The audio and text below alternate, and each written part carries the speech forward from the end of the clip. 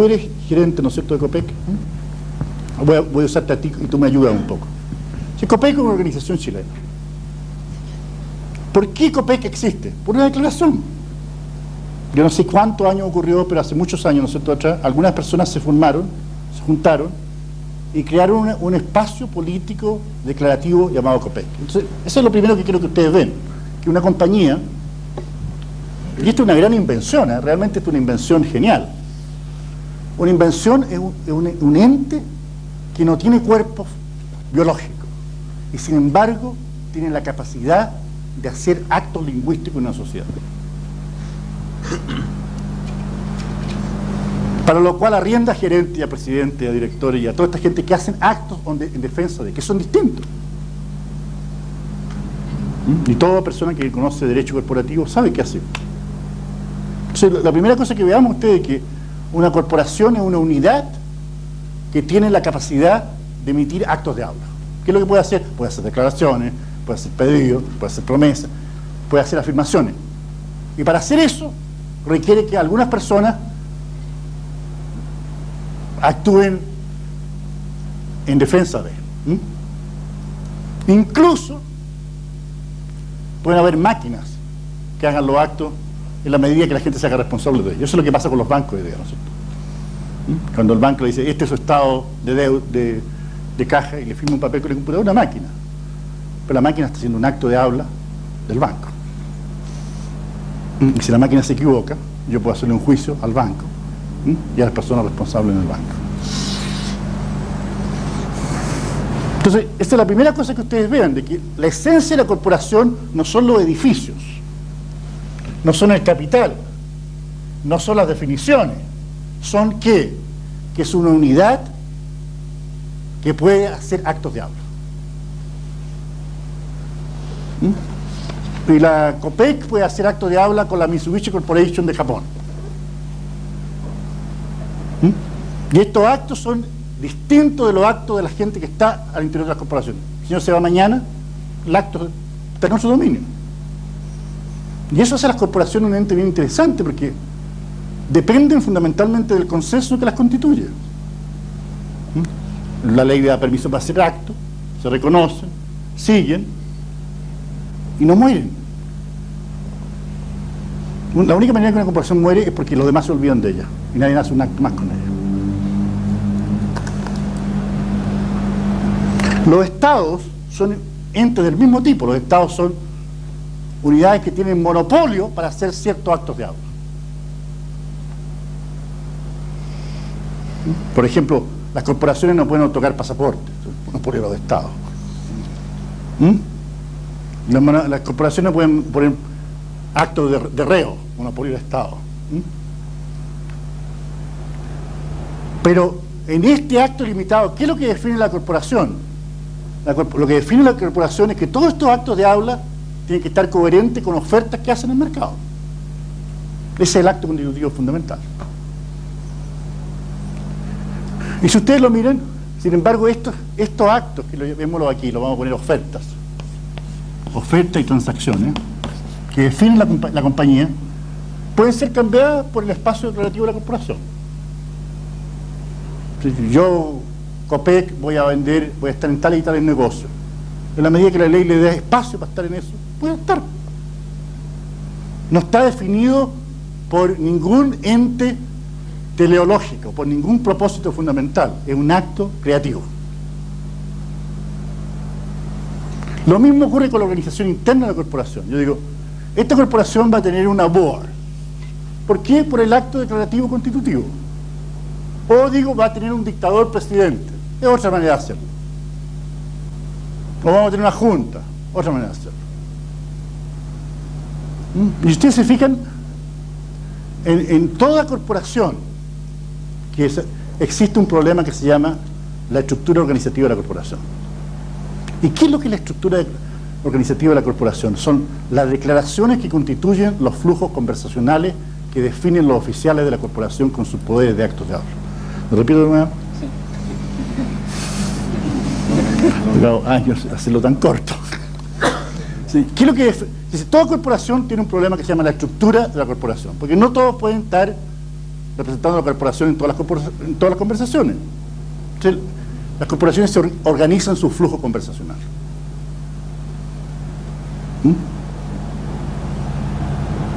Y ese acto fundamental de declarar las recurrencias conversacionales fundamentales, incluyendo los poderes de los oficiales que tienen ciertos actos de habla en representación de la corporación, eso es la estructura organizativa de la corporación. Voy a darle ejemplos con el aparato del Estado de Chile, que es fácil después. Sí, el gobierno de Chile va a tener un ministro de Economía y Hacienda. El ministro de Hacienda es la única persona que se encarga de las siguientes conversaciones.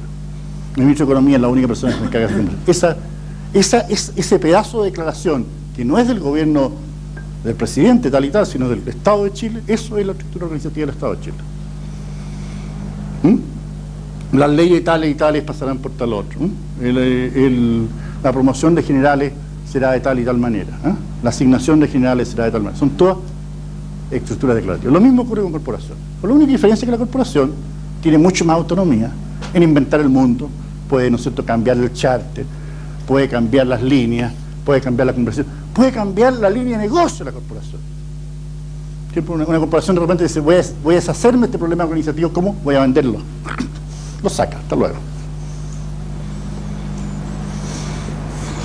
Y en todo problema, en toda institución de negocio, en una parte importante del negocio consiste en eso, en encontrar cuáles son las estructuras organizativas tales que permiten a este negocio ser un buen negocio. Yo le voy a dar un ejemplo. ¿En qué consiste American Express? American Express, fíjense bien ustedes, tremendo negocio. Agarra 7 o 6% de un montón de conversaciones del mundo. Y lo único que hacen es decirle, aquí tengo su tarjeta, señor. ¿Pero qué es lo que es la tarjeta? La tarjeta es, American Express me ha dado esta tarjeta y ellos garantizan que yo voy a pagar. Y lo garantizan de tal manera que ellos van a pagar en defensa mía de todas maneras. Y ustedes conocen, ellos tienen seguros si se pierden, ¿no es cierto? Tienen varias cosas. Ahora, los dueños de los negocios están dispuestos a pagarle el 7% a la American Express por ese servicio. Ahora, lo que la American Express hace realmente para vigilarse es, dice, monto tal, use el módem, hay un computador, lo autoriza. Si no hay módem, hay un señor que le da tal cosa. Y han inventado esta estructura conversacional, ese negocio le da el 7%. Fantástico, ¿no? No producen ninguna cosa, lo único que producen son autorizaciones. Y pagan ciertas cuentas.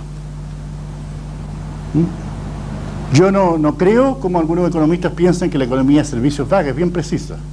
Son estructuras conversacionales. Y si ustedes se fijan hoy día en el mundo, los mayores negocios están ocurriendo a veces en los sectores donde lo único que se ofrece es una estructura conversacional distinta. La tarjeta de crédito es un ejemplo típico, ¿no? Los negocios, los bonds, son otros.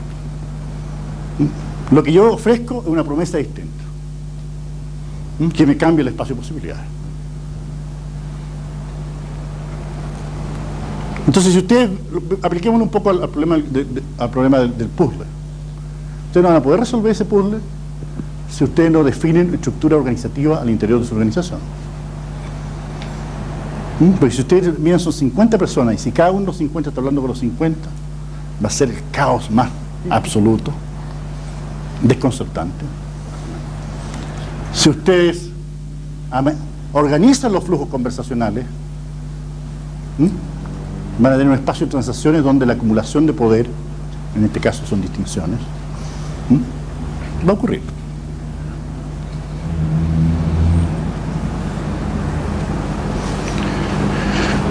Yo creo que tienen bastante ya con todo esto. Recreo. Pueden descansar o pueden ir a jugar con el polvo. Muchas gracias.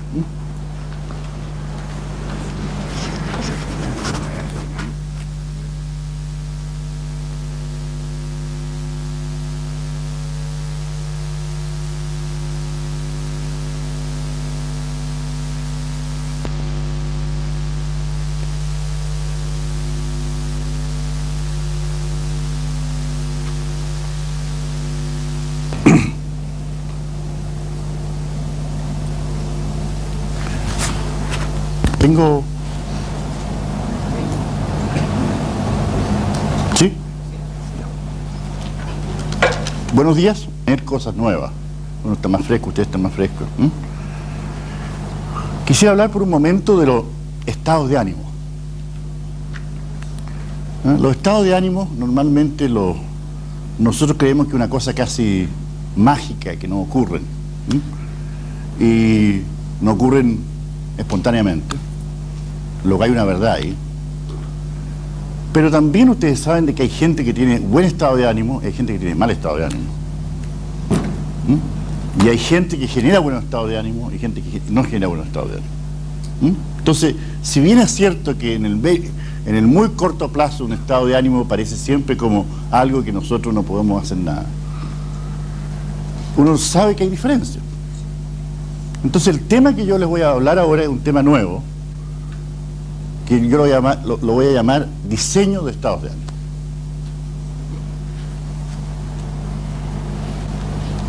Con lo cual, con eso rompemos con el sentido común de que los estados de ánimo hay que sufrirlos.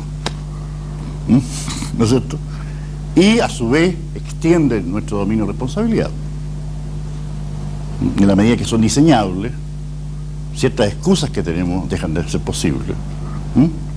Ciertas resignaciones que tenemos dejan de ser posibles.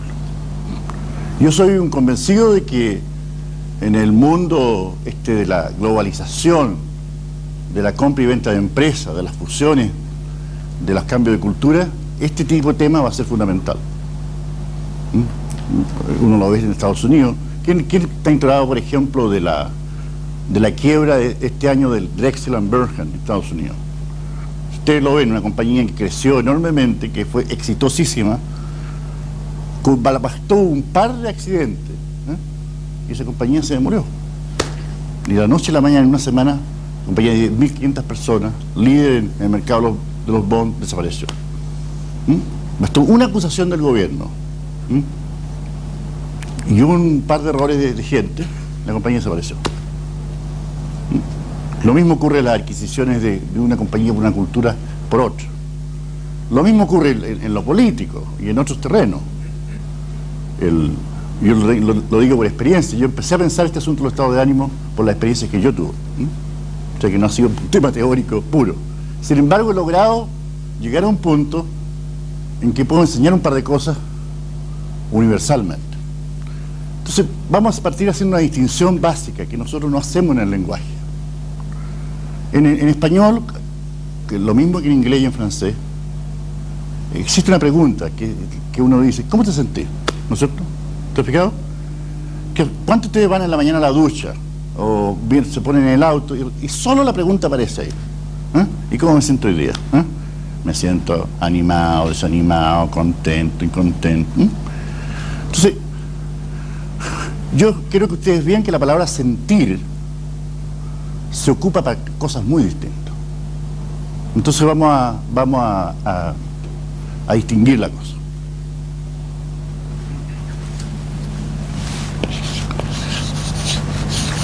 Vamos a poner aquí, yo siento que. Entonces, una de las cosas que voy a poner como ejemplo es: yo siento que tengo frío. Yo siento la lengua picante.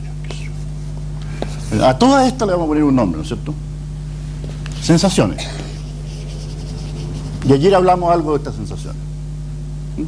Las sensaciones se caracterizan siempre por fenómenos que en último término son localizables en el cuerpo. ¿No es cierto? Uno pregunta: ¿dónde siente frío? ¿Cuándo siente frío? ¿Desde cuándo sintió frío? ¿Está claro? Entonces, el primer sentido del sentir que es corporal.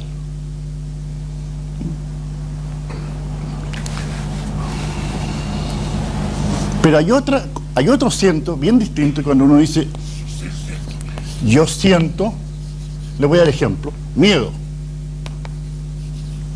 O yo me siento contento. O yo me siento... Aquí la pregunta es distinta, porque aquí uno no hace la pregunta en qué parte del cuerpo siente miedo. Uno puede hacer la pregunta: ¿en qué parte del cuerpo tiene sensaciones asociadas con el miedo? Ese es otro. Pero la pregunta fundamental es, ¿de qué siento miedo? Y uno no dice yo siento miedo del estómago, uno que dice yo siento miedo del león que está ahí, yo siento miedo de mi jefe, yo siento miedo que me van a echar, yo siento miedo del resultado de las elecciones, yo siento miedo de los anuncios de la competencia, miles de cosas.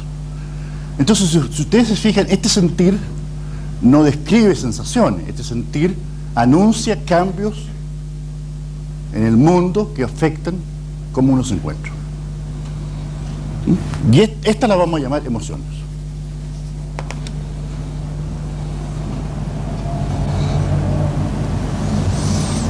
Una de las confusiones enormes que tenemos en el sentido común, y porque la gente sufre mucho, ¿no?, particularmente las mujeres, es que se les confunden estas dos cosas. Y son dos lógicas de análisis y de comunicación absolutamente distintas. Porque, por ejemplo, cuando uno siente miedo, veamos un poco. Y yo le digo, yo siento miedo, puede ser muy racional. ¿Cierto? Si hay un peligro real, es legítimo sentir miedo. Lo irracional es no sentir miedo cuando uno debiera tener miedo. También puede ocurrir, ¿no es cierto?, que uno siente miedo y no hay ningún fundamento de amenaza, pero lo siente de todas maneras, ¿no? O sea, hay casos distintos. Pero hay un tercero que yo lo voy a llamar siento como interpretación de situaciones. Y en chileno, no sé si en colombiano cómo es, en chileno tenemos una palabra para eso, dice tinca. Yo siento, pero siento como me tinca. O también a veces decimos me huele, ¿no? Entonces, como por un lado parece sensorial, pero si ustedes se fijan es yo siento, en este caso, le voy a dar un ejemplo, yo siento que los cambios en Europa son buenos para la economía chilena. Digamos eso. Si ustedes se fijan, lo que estamos haciendo aquí es una evaluación. Y las evaluaciones son siempre claras. Las evaluaciones, uno sabe que son evaluaciones porque al final se reducen a bueno, malo, positivo, negativo. Segundo elemento de este siento es sobre el futuro. No es sobre lo que pasa en el cuerpo. Es sobre el futuro del mundo. Y el tercero es un anuncio que esta evaluación uno no la puede fundar totalmente. El tema es muy grande. Sin embargo, es lo mejor que tiene. Ahora, el siento, este que estamos hablando, puede ser reflexionado. Después de un gran análisis uno dice, bueno, te voy a contar una cosa. Yo no estoy seguro de esto, pero siento tal cosa. Ahora, en la práctica del lenguaje diario, uno confunde la palabra sentir con la palabra pensar ahí. Si se fijan, si ustedes dicen, yo pienso que la situación en Europa va a ser buena, uno no distingue si es pienso o siento. ¿Cuál es la única diferencia que uno hace en español? Que el pienso parece más grave y el siento parece más espontáneo. ¿Por qué? Por una cosa. Y este es el punto que quiero terminar aquí. Es que los seres humanos tienen la capacidad espontánea de hacer anticipaciones del futuro. Y esto es anterior a la reflexión o a la no reflexión. Y ese sentido, ese feeling, le voy a poner un nombre, le voy a poner sentido hermenéutico. Entonces, esto lo pueden poner en las notas. El sentido hermenéutico es la automática capacidad de anticipar el futuro anterior a toda reflexión. Y que muchas veces aparece en la punta de la boca como yo siento que.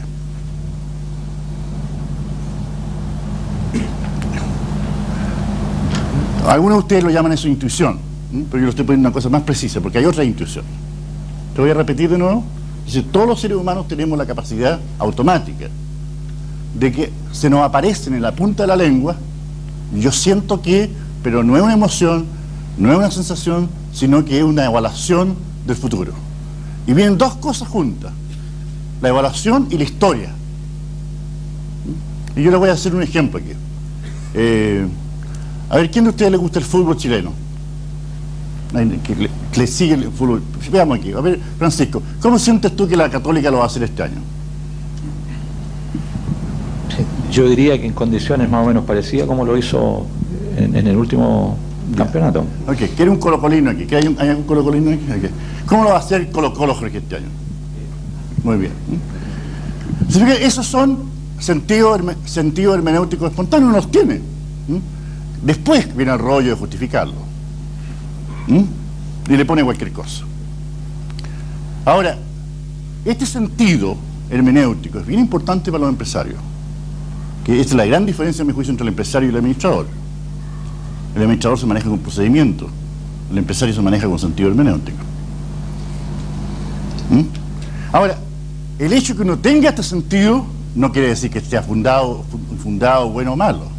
Hay gente que tiene gran sentido hermenéutico y la gente dice que la vio a tiempo. Y hay gente que ve fantasía. ¿Está claro? Entonces yo no estoy diciendo que el sentido es bueno o malo, estoy diciendo es, primero. Uno no puede ser humano sin ese sentido. ¿De acuerdo? Entonces ahora con esos elementos, ¿sí, Guillermo? A lo mejor es relevante o no, pero tú designas esto como un sentido hermenéutico. Sí. Hasta donde yo recuerdo, la hermenéutica es una capacidad de interpretación. Bueno, y entonces, eso es lo que te quiero preguntar, ¿hasta qué punto estás asumiendo que sea un sistema de interpretación? No, no es un sistema, es más que la hermenéutica, como tú la sabes, como un buen abogado teólogo debería saberlo, es la disciplina de interpretación. Pero yo estoy diciendo, anterior a la disciplina de interpretación, existe el sentido de la interpretación, que nosotros no sabemos qué hacer con él. Normalmente en la escuela de ingeniería lo matan. No, esa es intuitiva, no se puede hablar. Justamente estoy diciendo al revés, se puede hablar porque eso es.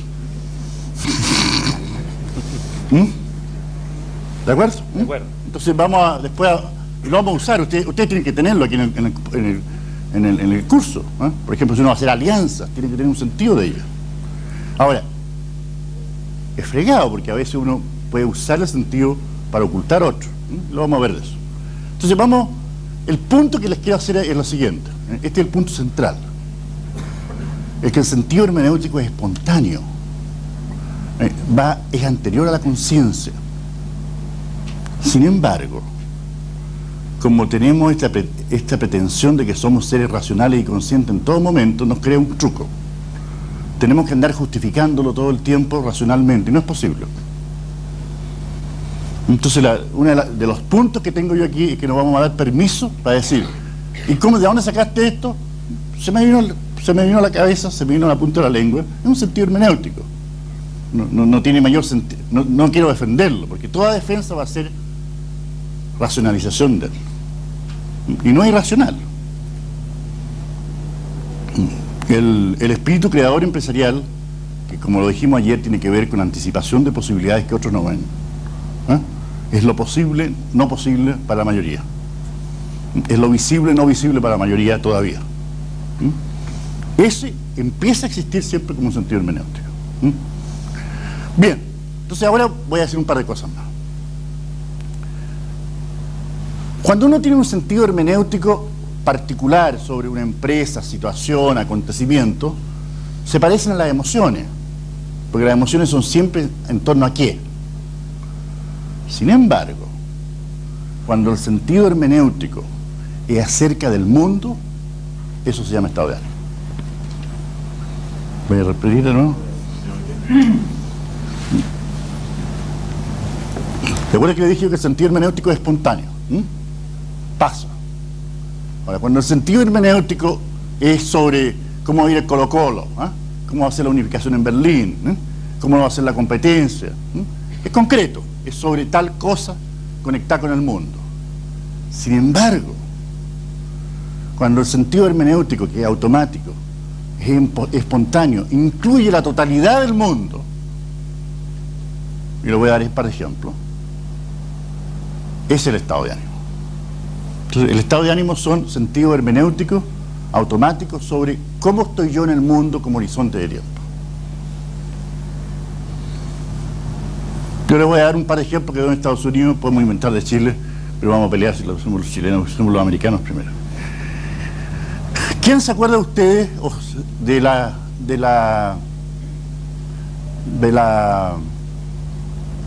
renuncia de Nixon? Ese es un caso interesante. La renuncia de Nixon, si ustedes se acuerdan bien, partió como un pequeño accidente, que unos tipos entraron a una cosa. Yo estuve el año 71 en Washington, y no había gran escándalo con eso.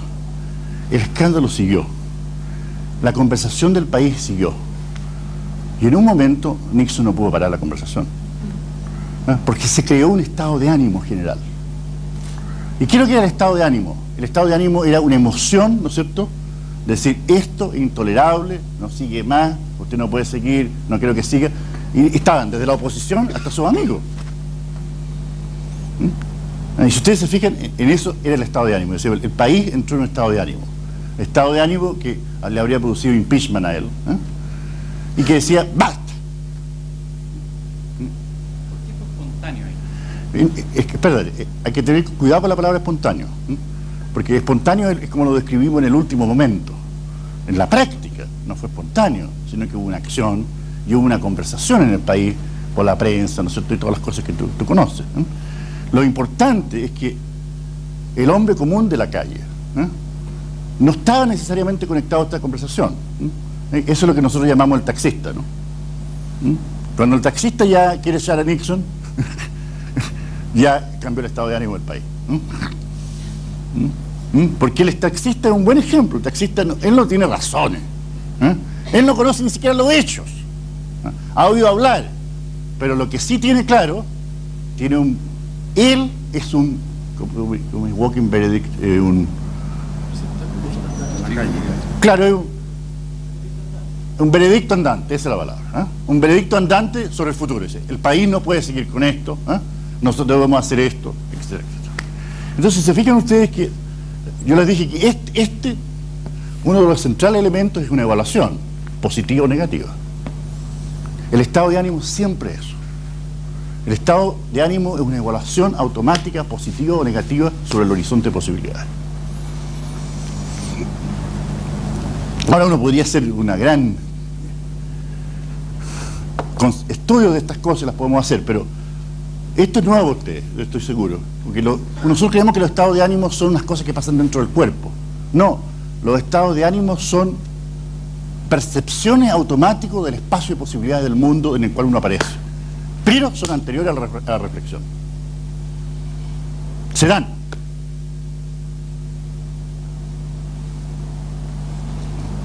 En Chile, por ejemplo, con la elección presidencial, han habido estados de ánimo. Y tienen que haber. ¿Por qué? Porque una elección presidencial después de tantos años es un cambio de horizonte de posibilidades de los juegos que están en juego. Ahora, los estados de ánimo pueden ser distintos para distintas personas, pueden ser distintos para distintos grupos, pueden ser distintos en distintos días. Ahora, cuando los estados de ánimo se congelan, llamémoslo así, ¿no? Se hacen hielo, empiezan a aparecer ciertos estados patológicos que nosotros conocemos por nombre. Uno se llama depresión. La depresión consiste en ¿qué? En un estado patológico, no estado patológico, en un estado de ánimo en el cual el mundo es fundamentalmente negativo y sin posibilidades. Si es amenazante, el estado además es paranoico. Y no hay planes de acción. El estado de ánimo de preocupación es distinto. En el estado de ánimo de preocupación uno avisora miedos, cosas negativas, pero tiene planes de acción. El estado de ánimo que llamamos la felicidad. ¿Quieren saber lo que es la felicidad ahora, después de todo esto? La felicidad consiste en los siguientes estados de ánimo.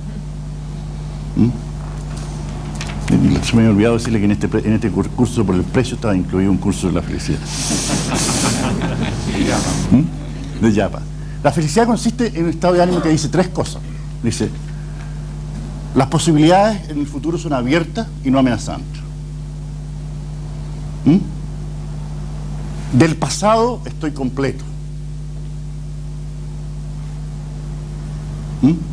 Y me encuentro en el presente plenamente realizado haciendo lo que tengo que hacer. Se fijan ustedes que son bien interesantes, porque la esencia de estas cosas son horizontes sobre cómo maneja la temporalidad de uno en el mundo. Sí. Sí, hay tres cosas que pasan en la felicidad. La primera, son simultáneas, ¿de acuerdo? Y ustedes lo pueden ver en la práctica. Cuando uno no tiene felicidad a pesar de que le va bien, es porque una de las tres le está fallando. Primero, hay posibilidades en el futuro que no parecen amenazantes.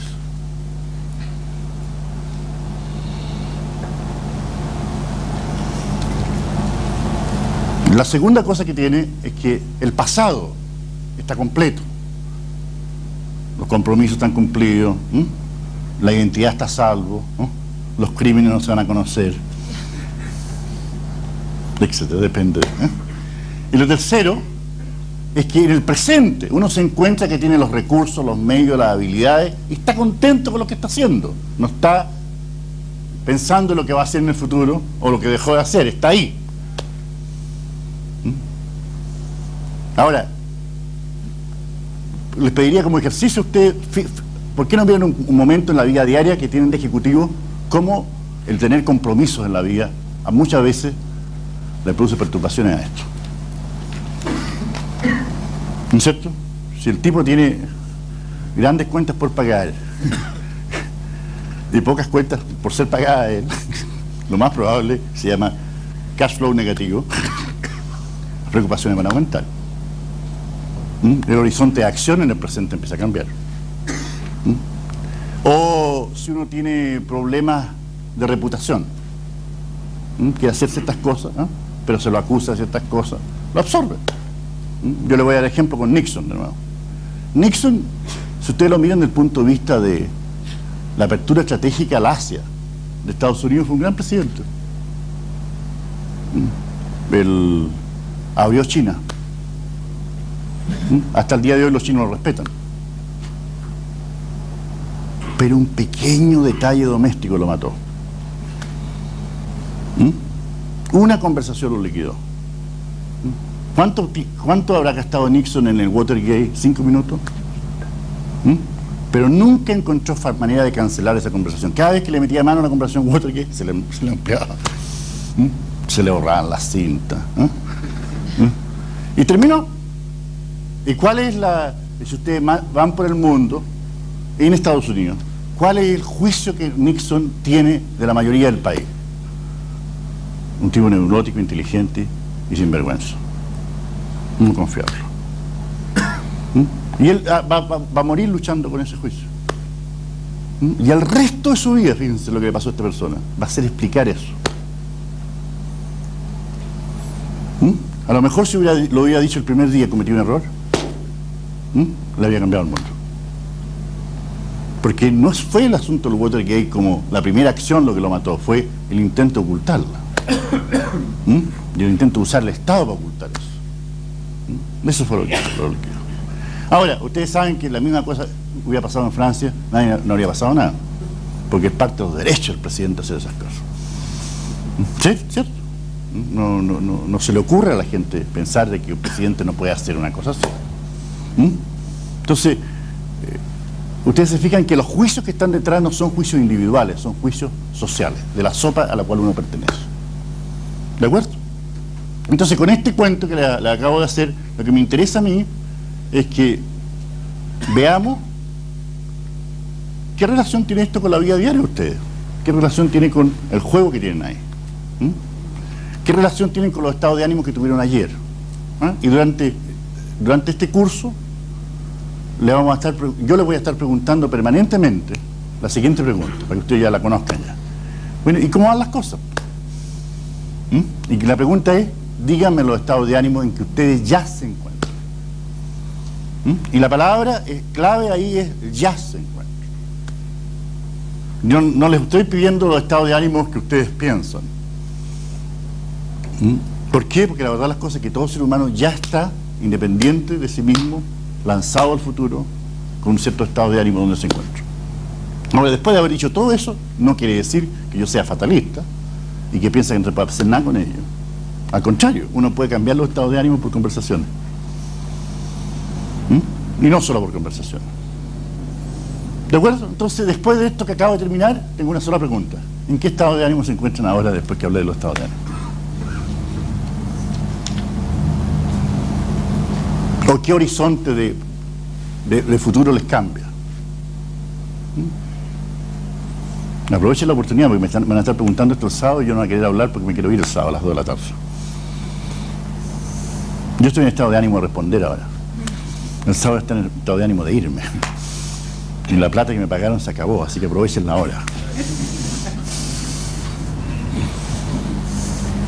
A ver, le dije yo que faltaban mujeres en este curso, Magdalena. No hablan, si los hombres solos son, hubieran unas 20 mujeres estarían todas hablando aquí, compitiendo entre ellos. Pero... Guillermo.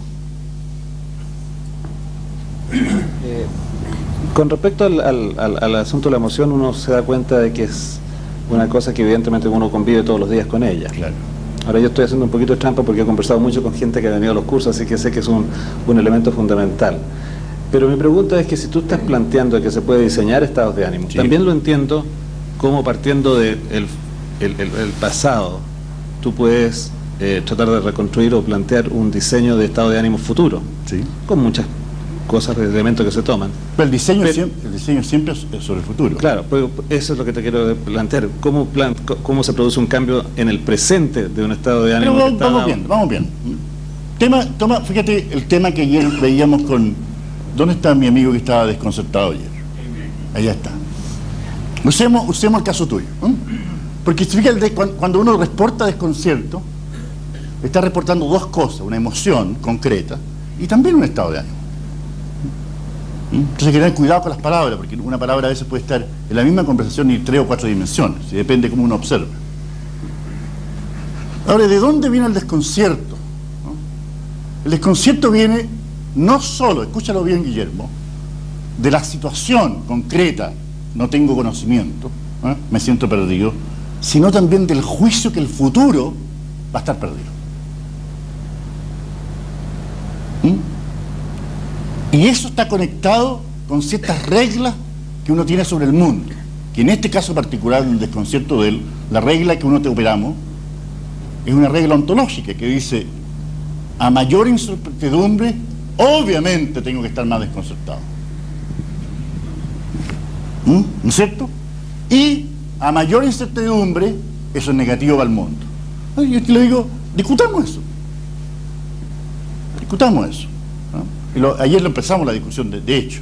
Ahora la voy a repetir lo de ayer, primero para que ustedes realmente lo aprendan ahora, y segundo, para que veas tú cómo estamos diseñando inmediatamente.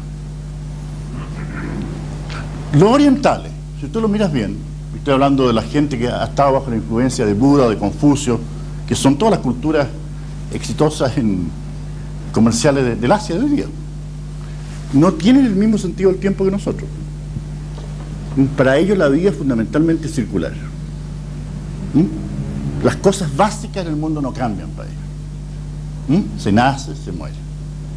Hay día y noche. Hay estaciones cuando hay estaciones, hay monzón cuando hay monzón, hay amigos, hay familia, hay cierta institución. Esa es la manera que ellos tienen. Y se expresa en todo lo que hacen. Nosotros queremos plantar hartas plantas, ¿no? Estos quieren hacer bonsai. Nosotros queremos tomar harto té al día, ¿no? Estos se quieren tomar una buena taza de té, para lo cual estudian 5 años cómo servirla. A nosotros nos parece locura. ¿Cuántos de ustedes están de acuerdo conmigo que si hablábamos de los chinos o los japoneses hace 10, 15 años, todos, aunque fuéramos país subdesarrollado, hablábamos con absoluto desprecio? Sí, los orientales, bueno, chicos, bueno, con ojos raros. Ahora como llegan forrados en billetes, y le pueden comprar las compañías de ustedes en 5 segundos. Uno dice, oye, le dice a los japoneses, señor, estaba estudiando budismo. Yo siempre tuve gran respeto por Buda. ¿Te has fijado? Nos cambió el estado de ánimo, señor.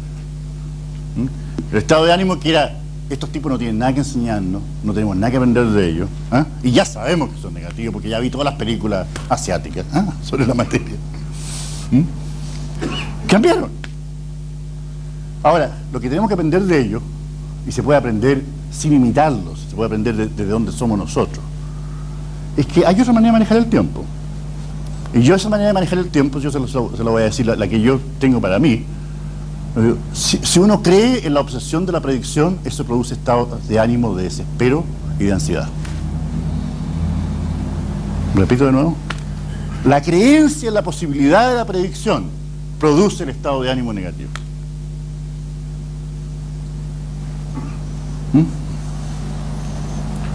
Ustedes conocen cuántos dirigentes en este país que se leen todos los diarios esperando que cuando se lean el último, ahí está la noticia que andan buscando que les va a permitir manejarse mejor.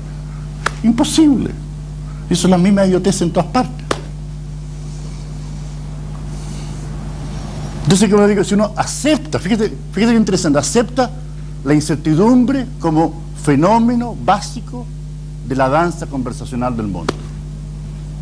Y uno dice, hay dos cosas dando en el mundo. Primero, el mundo se repite y por otro lado hay conversaciones nuevas. Entonces, lo que tengo que hacer para minimizar la incertidumbre es hacerme muy fuerte en los fenómenos recurrentes. Y eso es lo que los asiáticos hacen normalmente.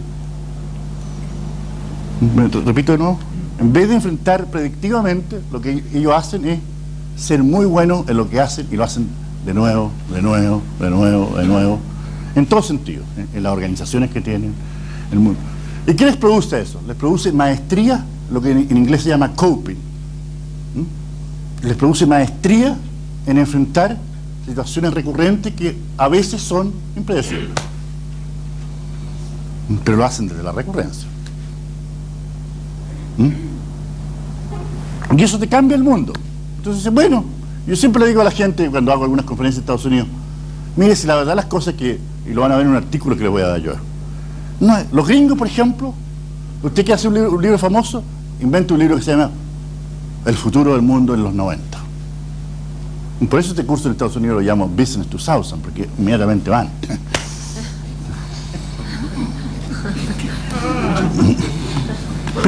En eso consiste el marketing. El marketing consiste en hablarle a la ansiedad y a la angustia de la gente. En eso consiste. Ahora, no quiere decir que uno se las crea, tiene que funcionar con ellas. Pero la verdad, las cosas que en el curso, una de las cosas que le digo, no anden tan obsesos porque hay cosas que no cambian. Hay cosas que cambian. Y obviamente que la tasa de cambio se ha acelerado, yo no discuto eso. Pero independiente de eso, hay cosas que no cambian, y en esas cosas que no cambian, si usted tiene maestría, va a poder enfrentar mucho mejor el cambio. Por lo tanto, no ponga tanto énfasis en la predicción, ponga mucho más énfasis en la maestría recurrente. Perdón, los estados de ánimo, para mí por lo menos, yo creo que pueden ser cambiados. ¿Tú llegaste tarde o no? No. Lo dije, por eso hablamos de diseño. No, claro, pero cambiarlo en el sentido que si uno se levanta con un estado de ánimo negativo o parte el día con un estado de ánimo negativo, puede cambiarlo, digamos. Si se... Hasta por ahí no va. Pero generalmente puede a lo menos tratar de cambiar. Bueno, pero tratar es no cambiarlo. Pero ¿sabes lo que significa? normalmente Bernardo, se logra cambiarlo. ¿me vas a dejar enseñarte o no? Sí. Porque hasta ahora me está dando conferencia nomás. Bernardo, ¿tú sabes lo que significa tratar?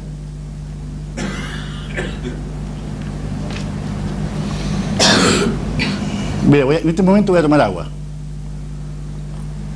Y ahora voy a tratar de tomar agua. Chato. No puedo. ¿Tú sabes lo que significa tratar? Tratar significa anuncio de un potencial fracaso, pero del cual me quiero quedar excusado de antemano. Es decir, la selección chilena hace años que está tratando de ganar un campeonato en alguna parte del mundo. Lo gana. ¿Qué diferencia hay entre... déjame terminar con él y después te vas a... No se oye. ¿No sale la voz? No se oye. ¿Es un pedido o es una afirmación?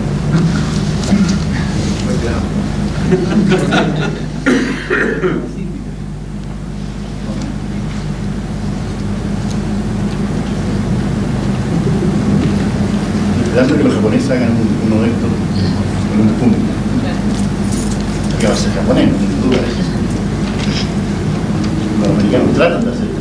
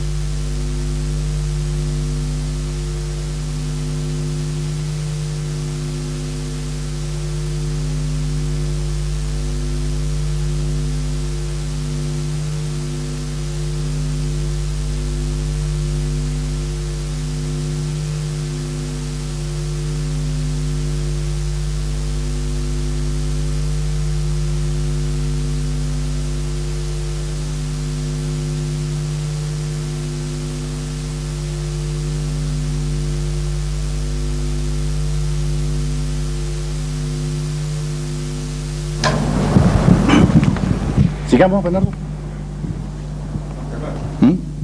Entonces, es que quiero volver al punto que tú hiciste. Es cierto lo que tú dices, y hay escuelas como, por ejemplo, una cosa que se llama, ¿cómo se llaman estos tipos? Assertiveness, que habla de estas cosas. Pero no es cierto tampoco, porque cualquier psiquiatra y psicólogo bueno te va a decir de que hay gente que tiene depresiones, que hay gente que tiene neurosis, que hay gente que tiene paranoias. Entonces a esa gente tú no le puedes decir, mire, cambie el estado de ánimo, póngase optimista. No funciona así la cosa. Entonces el diseño es una posibilidad, pero es una posibilidad que si la queremos hacer rigurosa hay que tomarla con más cuidado. Y a veces tú puedes diseñarlo, pero requiere largo tiempo contigo mismo. Ahora, el secreto es ser observador de las estructuras temporales donde el mundo pasa. Y eso es lo que van a ir aprendiendo un poco entre ustedes acá. Don Rodolfo, pero primero quiero que todos sepan que tenemos un nuevo participante que llegó de Colombia ayer, en la noche, y démosle la bienvenida a este amigo colombiano, don Rodolfo Jaramillo. Muchas gracias. ¿Qué diferencia hay entre el ciento hermenéutico y el presiento? Que nosotros lo usamos con mucha... Es el mismo ya, ¿no? ¿Es el mismo? El mismo. Lo que pasa es que en esta cultura no lo usamos nosotros, el presiento, pero la idea es la misma. Yo diría que es más riguroso el presiento. Si uno... Es como más de juego.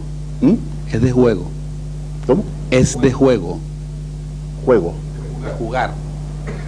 Ah, De posibilidad. Yo presiento que va a llover. claro.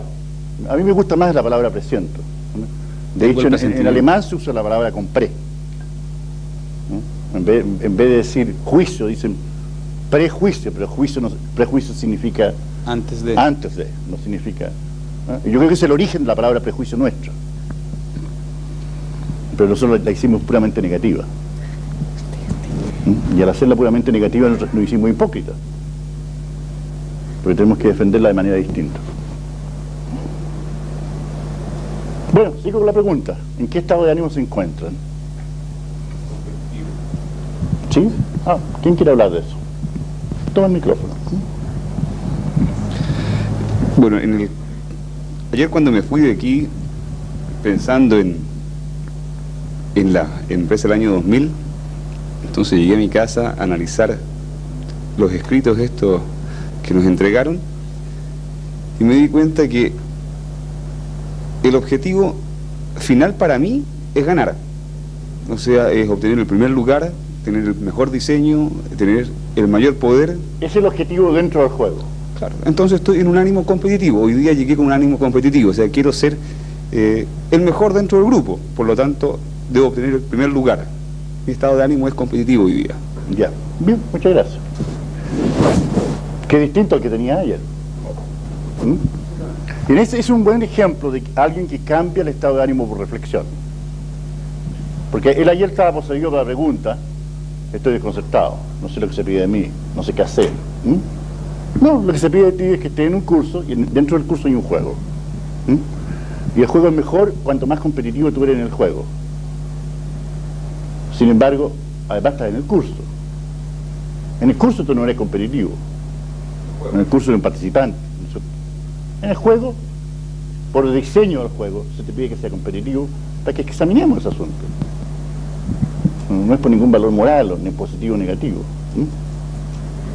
Gracias. ¿Quién más? Yo voy a entrar en un estado de ánimo depresivo, en el que los voy a sentirse mal a ustedes por no hablar. Porque ustedes están cartuchos ahora, ¿se fijan ustedes? Muy acartuchados estos chilenos, ¿sí? No hablemos. Pero es un estado de ánimo también. Si van a ir al mercado competitivo mundial con este estado de ánimo, no van a llegar a ningún lado. Así que voy a esperar que alguien hable. Sergio. ¿Cuánto de ustedes sintieron que cuando dije están acartuchados, algo les pasó en el cuerpo? Ustedes pueden ver que los estados de ánimo se pueden cambiar por palabras también. Y una manera, Sergio, una manera de alterar el estado de ánimo es hacerse observador del estado de ánimo.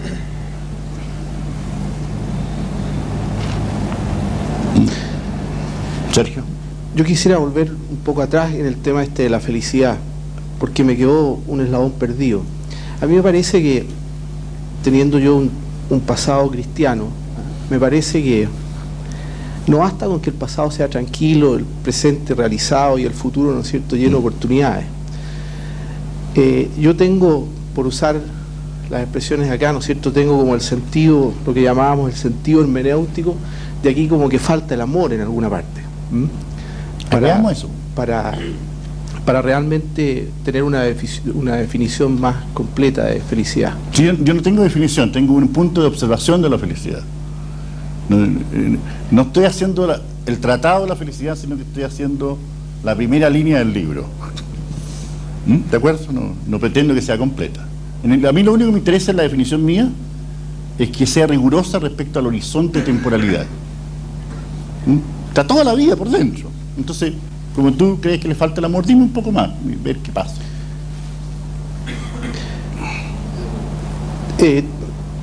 Básicamente tengo la sensación de que ese es como un eslabón perdido. Es indispensable en cualquier definición de felicidad el incluir el sentido del amor. No te quiero discutir eso. Ese es tu sentido hermenéutico respetable, y lo que yo te pido es que no entiendas lo que yo digo como definiciones, sino como puntos de observación de condiciones necesarias. De acuerdo. Entonces, pero sigamos, aprovechemos que estás embalado tú ahí. Y estás hablando. Hablemos del amor. ¿Qué es lo que tú llamas amor?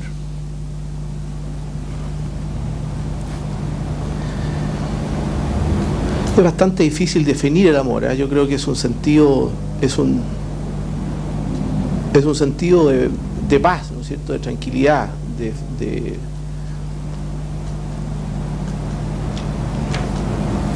Entonces, si tú le dices eso a gente de otras culturas, le vas a decir, no, eso es un prejuicio tuyo.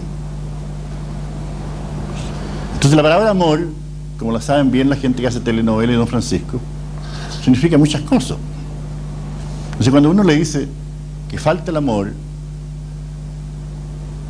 parece fácil decirlo, pero a lo mejor trae una gran cantidad de confusión al mundo también, porque en definitiva no crea un observador. Yo no digo que sea así necesariamente, digo, es lo que pasa. En muchos cursos que yo hago, los fundamentalistas cristianos americanos me salen con ese argumento. Y son vehementes respecto a ese argumento, pero nunca he visto gente más enojada y poco amorosa que eso. Son ayatolas del amor. Entonces le digo, mira, veamos qué es el amor. Y te fijas tú, entonces hay que hacer, antes de que tú puedas responder eso, que te andas buscando, tienes que crear el observador del amor primero. Cómo el amor se manifiesta en el mundo. Y todo el secreto de lo que yo hago está que siempre hago esa pregunta primero. En vez de decir qué es lo que se define, veamos en qué consiste. Por ejemplo, ¿la competencia es buena? No, la competencia para mí primero es. ¿Y cómo es la competencia? Ustedes lo van a ver aquí, pues son redes de conversaciones que ustedes tienen. Entonces veamos ese fenómeno primero y después entremos a decidir cuándo es buena, cuándo es mala, cuándo es útil, cuándo no es inútil. Si no, estamos hablando de un nivel de generalidad tan grande que no nos funciona. Gracias. Siguiendo con el tema de Sergio.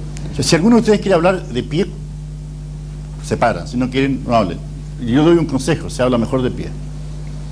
Hagamos la prueba. Entonces. Ya. No, de acuerdo a lo que decía Sergio sobre el amor, yo creo que no es contradictorio ninguno de estos valores. ¿Qué quiere decir que tú estáis de acuerdo con él? No, yo no digo que estoy de acuerdo, yo digo que voy a seguir con el tema que él estaba tratando. Yo estoy de acuerdo con la definición que se dio, en la medida que la definición puede... ¿Cuántas veces tengo que decir que no di una definición? Para que me tomen en serio. ¡No di una definición! Punto. El enunciado.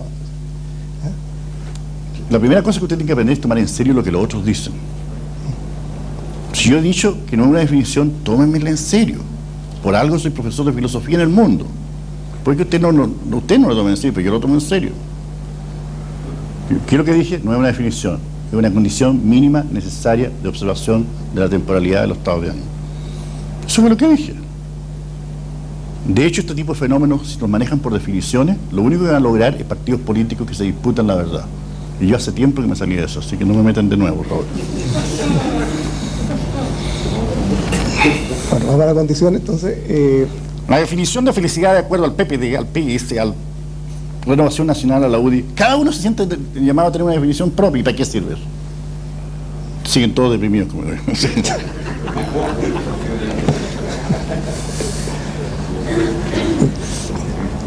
Yo creo que esa satisfacción respecto al pasado o al presente que se está haciendo, la persona siente una estabilidad o una apreciación sobre que está haciendo lo que quiere hacer. Bueno, eso implica el amor en la medida que él sienta que está amando como debe amar, o que sea buen padre. Ya, de acuerdo, pero hay que tener cuidado en eso, porque te fijas tú, como tenemos tantas variedades en el mundo, por ejemplo, ¿qué pasa con la anacoreta? ¿Qué pasa con el ermitaño? ¿Cristiano o budista? Puede tener una concepción del amor totalmente distinta y puede tener una sensación de cómo él se sitúa en eso diferente. Entonces, por eso no quiero meterlo todo en uno, porque si no terminamos haciendo cantinfleo. Y para cantinfleo, ustedes no deben pagar $850.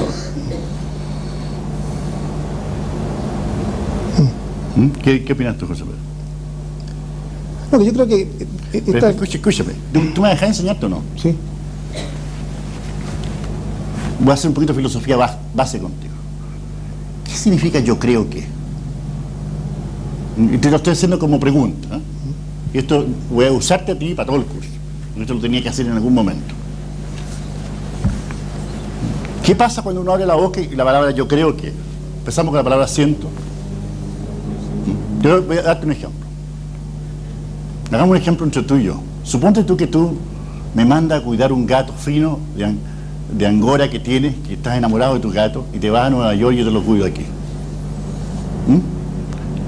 Y pregúntame ahora, por teléfono, ¿dónde está mi gato? ¿Cómo está mi gato? Pregúntame. ¿Cómo está mi gato? ¿Está clara la situación? ¿Todos lo entienden? Fíjense lo que va a pasar aquí, y fíjense las emociones que les pasan a ustedes, ¿no? El diálogo entre él y yo, pero las emociones les pasan a ustedes. Fernando, ¿cómo está mi gato? Y yo soy un hippie, ¿eh? Un hippie. Yo creo que el gato está bien, oye. Debería estar bien, pero. El gato simpático, amoroso el gato, lleno de amor el gato.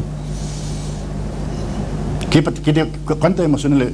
¿Cuántos de ustedes sienten un nudo en el estómago que le dice el gato no está bien?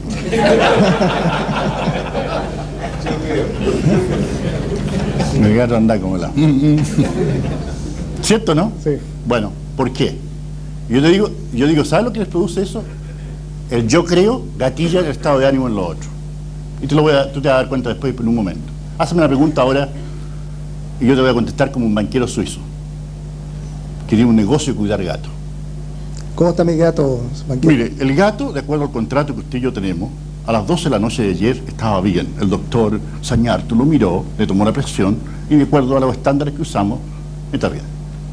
Más información no le puedo dar porque le va a costar $100.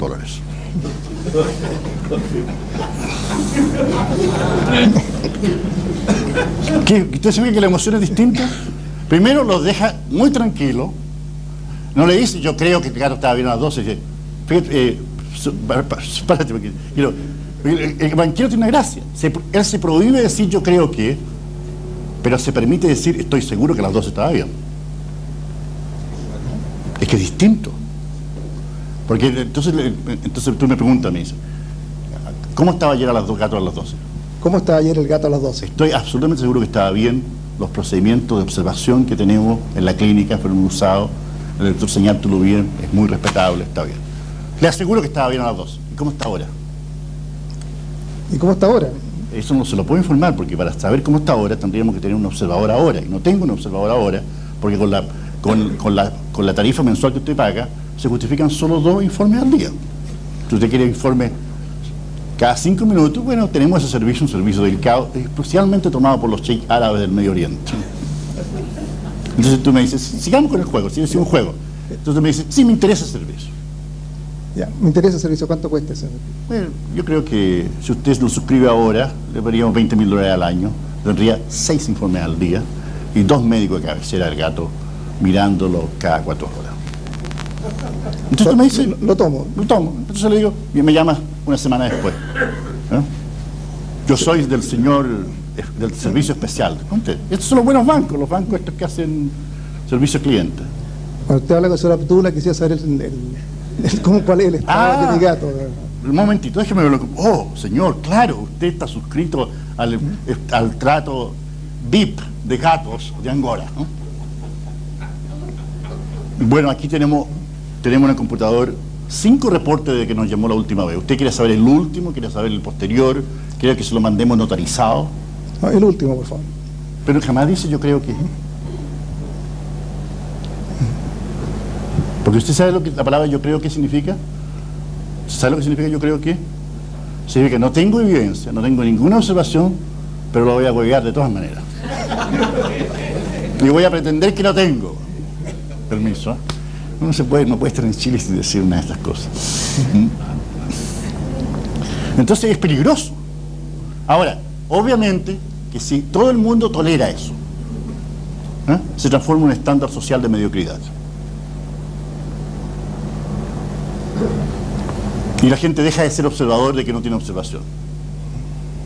Entonces, voy a repetir lo que he dicho, para que no se me entienda. Yo no estoy diciendo que está prohibido si creo que. Lo que quiero decir, tengan cuidado, porque el 99% de los creo que significa no estoy en condiciones de tener una evaluación seria, no estoy en condiciones de tener evidencia, lo que tengo es una simple opinión. Y si ustedes quieren ser honestos, lo mejor que tienen que hacer es decir, perdóname, no tengo una evidencia seria, una evaluación, tengo una opinión. Entonces el otro sabe cómo te ves tú mismo. Entonces el punto de todo esto no es tratar de ser preciso, sino tratar de ser honesto en la conversación con el otro. Esa es la central. Y siendo honesto con el otro, uno es honesto con uno mismo, porque uno empieza a ser observador de lo que uno observa. Y hay varias presuposiciones. Entonces, una de las cosas que nosotros deberíamos tratar, si queremos mejorar la calidad de nuestra sociedad chilena, es mejorar la calidad de nuestro conversar, que tiene que ver con hacerse responsable de lo que observamos, lo que evaluamos, para que los otros puedan observar lo que nosotros observamos y evaluamos, porque al final el problema no es de verdad. El problema es de convivencia en la acción mutua. ¿Está claro? ¿No es cierto? El problema no es sobre la verdad sobre el gato, sino cómo te satisfago tu preocupación por el gato y cómo yo me hago responsable de mi negocio de tal manera que tú tengas confianza en mí y sigas coordinando acciones conmigo. Y ahora yo podría darte varios ejemplos más. El yo pienso también tiene otra historia. Ahora, yo sé que tú has estudiado filosofía, y por eso te elegí a ti para hacer esto. Dime, ¿qué te pasó a ti como estado de ánimo haciendo esto? Bueno, cuando yo decía, yo creo que era en la idea que yo tenía una opinión sobre algo. O sea, ¿tú crees que? No, yo tengo una opinión sobre algo, pero admito que hay otra opinión posible. Ya, pero ¿qué es lo que son las opiniones? O sea, lo que tenemos que atacar es el vivir en la opinión como un estado de excelencia. Yo digo, sí, hay dominio en que lo único que tenemos son opiniones. Pregúntame, por ejemplo, ¿qué piensa del campeonato de fútbol chileno? ¿Qué piensa del campeonato de fútbol chileno? No, son opiniones, porque no tengo idea cuáles son los equipos, dejé de interesarme hace años, me importa un comino. Para eso prefiero la de Julio Martínez. Por lo menos a veces le pagan por tener opiniones. Nunca le he pagado por pasar goles, le han pagado por opiniones. Sí. ¿Te fijas tú? Entonces hay un nivel, yo diría, el café, que Buenos Aires es muy extenso, en que el mundo, en vez de ser mundo de coordinación de acciones para la acción y para expandir las posibilidades de la gente, es un mundo para satisfacer el ego de la opinión de la gente. En ese mundo yo les propongo, no es bueno para los negocios, no es bueno para la vida, no es bueno para la familia, sálganse de ese mundo y úsenlo para divertirse. Yo recién tuve en una reunión, en una comida en San Francisco, donde se empezó a hablar un tema que yo soy súper experto, se llama el doble escuchar, la hermenéutica, estaba lleno de gente que no tenía idea. Y en vez de decir que yo era experto, me dediqué a dar puras opiniones. Y mi mujer me miraba, decía, ¿y este qué está haciendo cuando sabe que lo que están hablando son cabezas de pescado? Les podría cortar la conversación. Y yo le dije, ¿para qué? Si no me pagan. Y si pongo a dar cátedra a decir que soy pesado, me quedo callado y a decir puras leceras. Yo creo que todo el mundo se fue sin saber que yo era un experto mundial en esa materia. Pero no me invitan de nuevo a hacer comida. Una vez nada más. O sea, decidí usar el lenguaje como simple ruido. Eso es correcto, te fijas tú, uno tiene que hacerlo muchas veces. Pero lo que yo les digo, tengan cuidado de hacer de eso el estándar de vida. Entonces, lo que estoy planteando yo es, discutamos qué es lo que es la opinión. No vivamos con una opinión sobre la opinión. Y yo te digo yo lo que son opiniones. Las opiniones son afirmaciones no fundadas, evaluaciones no fundadas, sentido hermenéutico no discutidos. Entonces lo que uno tiene que hacer con las opiniones es transformarlas en una de las tres y anunciar hasta dónde las puede transformar, hasta dónde no.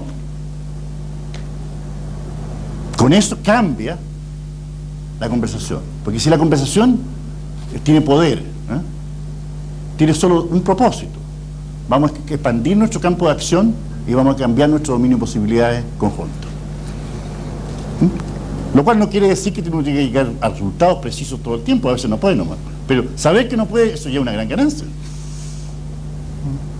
Mientras que si uno vive con la opinión, yo tengo otra opinión, tú tienes otra opinión, yo estoy de acuerdo con tu opinión, yo te aseguro que lo que florece en torno a eso es mediocridad. Y hay maneras de enseñar esto que le estoy diciendo, o sea, y tiene que ver con ciertos verbos. Hagamos un juego más sobre el gato. Pregúntame cómo está el gato de nuevo. ¿Cómo está el gato, señor Ranquero? Mire, te voy a contestar como profesor de una gran universidad americana. El gato ha sido observado durante el último mes rigurosamente.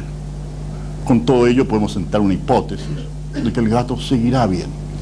¿Te fijas tú? Ese es un tipo que no hace afirmaciones, solo tiene modelos. Y la clave en esa es modelos recurrentes y la palabra suposición. Pregúntame de nuevo. ¿Cómo está el gato? Te voy a contestar como un trader. Mira, la verdad es que yo no sé cómo está el gato, pero compremos.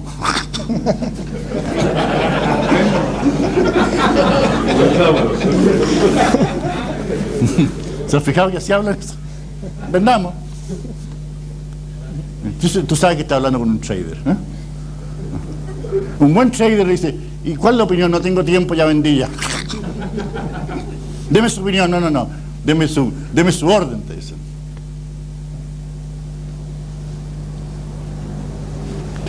José Pedro, lo que quiero es que con esto empezar a ampliarte el horizonte del espacio conversacional. Entonces, ¿lo estoy logrando o no? Sí. Me queda una duda. ¿Sí? Que es en ámbitos como el amor, etcétera. Bueno, es difícil salirse a la certeza. ¿Sí? Vamos viendo. Si primero, todo es difícil por mientras uno no sepa observar y coordinar acciones.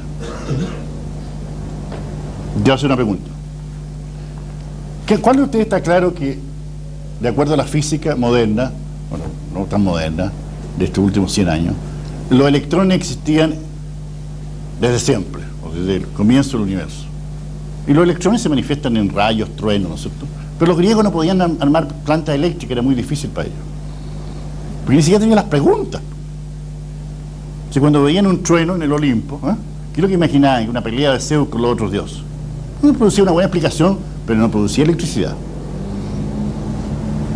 O sea, tenían el fenómeno, pero tenían un dominio interpretativo distinto donde no había acción posible ahí. Habían acciones de otro tipo. ¿No es cierto? En el dominio de las relaciones sociales, los truenos formaban parte de los fenómenos de los dioses y los hombres. Para nosotros cambiamos la interpretación y hoy día el mundo produce millones de ingenieros eléctricos que hacen todo tipo de fenómenos eléctricos que son promesas de servicio. Ese es el gran cambio. Entonces, ¿es difícil la electricidad? No, para los griegos era imposible. Para los hombres del siglo XIX era una promesa. Para nosotros una realidad concreta. Existe Chilectra, no hay que ser un genio para trabajar en Chilectra. Entonces, la primera cosa, no hay nada que es difícil en sí o fácil en sí, porque difícil o fácil no son descripciones, son juicios. Entonces la pregunta que uno tiene que hacer es, ¿qué cambio de observador ocurrió entre el siglo XIX y el XX, socialmente, que hace que hoy día la electricidad es una cosa profesional? Yo no diría trivial, pero cualquier joven, se mete en la cadena de producción. Entonces, Yo no estoy dispuesto a aceptar que el amor es difícil, que el estado de ánimo son difíciles. Sí, desde donde estamos hoy día, desde el nivel de mediocridad en el cual observamos ciertas cosas, pero a lo mejor podemos romper algunas de ellas y cambiarlas. Y en eso consiste la excelencia, y en eso consiste la invención. La invención consiste en transformar en trivial lo que ayer era imposible. Y si no creemos que es posible hacer eso. Ahora yo no digo que sea garantizado hacer eso en todos los dominios, ¿está claro? Pero digo, abrámonos a eso. Ahora, si seguimos hablando del amor como esta cosa que es importante, que falta, pero no sé hablar de ella, quiere decir que hay que cambiar la conversación. Entonces, ¿cómo rompe la cosa uno? Yo lo que yo propondría hacer, es decir, ¿cuáles son las dificultades concretas en el mundo que tenemos en torno al amor que tenemos que examinar? Con eso el amor cambia de observador inmediatamente. Deja de ser una definición, una verdad, empieza a ser un dominio de acción humana. Entonces, por ejemplo, el amor en la pareja. Por ejemplo, hay un problema práctico. ¿Cuál de ustedes está interesado en un problema práctico llamado ¿por qué la gente se enamora y después se aburre? ¿Le ha pasado a alguno de ustedes o no? Se llama matrimonio. La gente con la mejor buena voluntad le pasa eso. A eso sí que sería interesante decir, ¿qué es lo que es eso? ¿Qué es ese estado de ánimo? ¿Por qué pasa?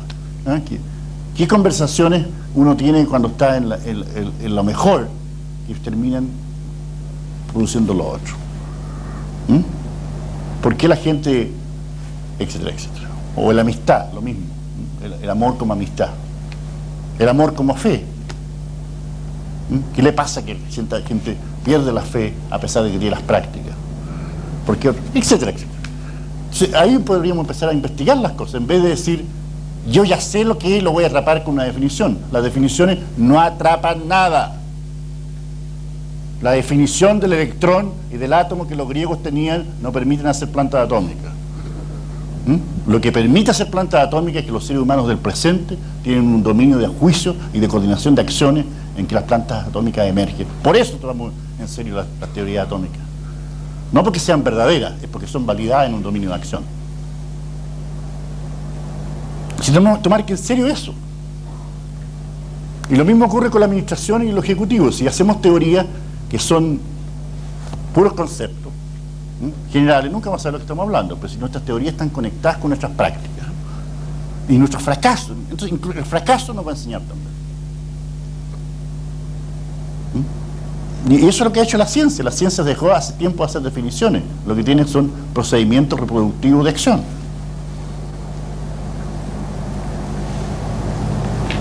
A ver, ¿dónde te tengo?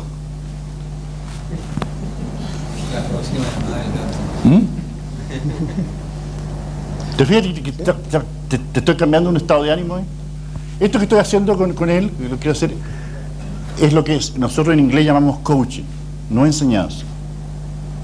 Porque yo no estoy interesado en enseñarle verdades, lo que estoy interesado es en cambiarle el dominio de observación de donde él vive.